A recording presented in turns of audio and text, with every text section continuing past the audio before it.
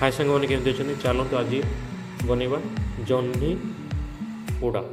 जह्नी पोड़ी आम केमी हूँ करवा चलते देखिए। प्रथम मुझे गोटे जह्नी नेली जह्नीटा बहुत माने कवलिया जह्नी थिला बुढ़ा जह्नी नाला कवलिया जह्नी ना आपको खावाई भल लगे आ तार जो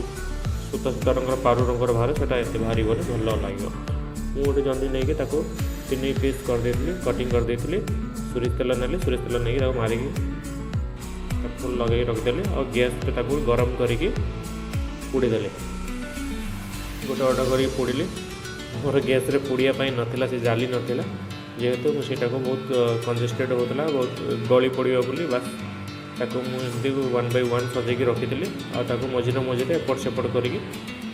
लेउटी कहीं से कम्प्लीटली टी भल भाव में पोड़ीजी बोली एमती भाव में मुझे उल्टा पाल्टा करके एपट सेपट करके रखुली 3 जन को रखी 3 जन को रखी बस धीरे धीरे धीरे धीरे सीम करके मुझे पोड़ुली 3 जन भर 2 जन अच्छे आज जड़े ना जड़े आसिक प्लेट्रे रहीगला लंका सहित कहीं जगह हो नाला से गली पड़ूला से गली पड़ी आसी प्लेट्रे एवं 3 जन आसिक पुणी एकाठी रही जाती 3 जन को पोड़ी देली एमती भाव में भल भाव में 3 जन आसिक पोड़ी सारापर आसिक एका सागर समस्ते प्लेट्रे रही जाती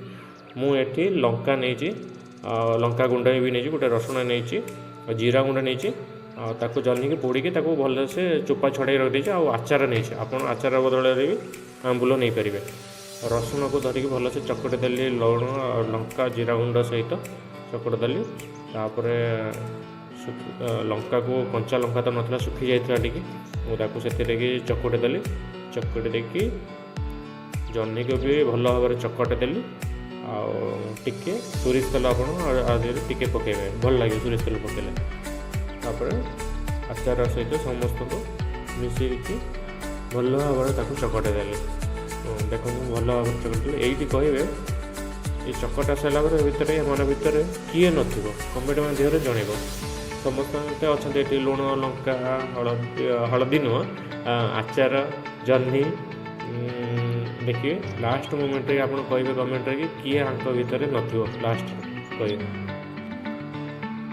भल भाव में चकटी दौले चकटे कि एमती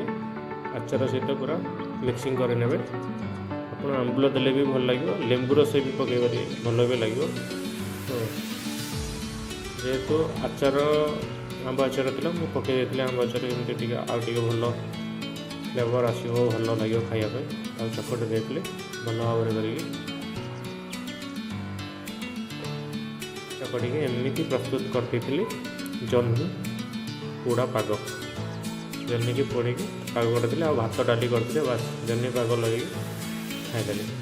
आप कमेंट माध्यम जानते केमी।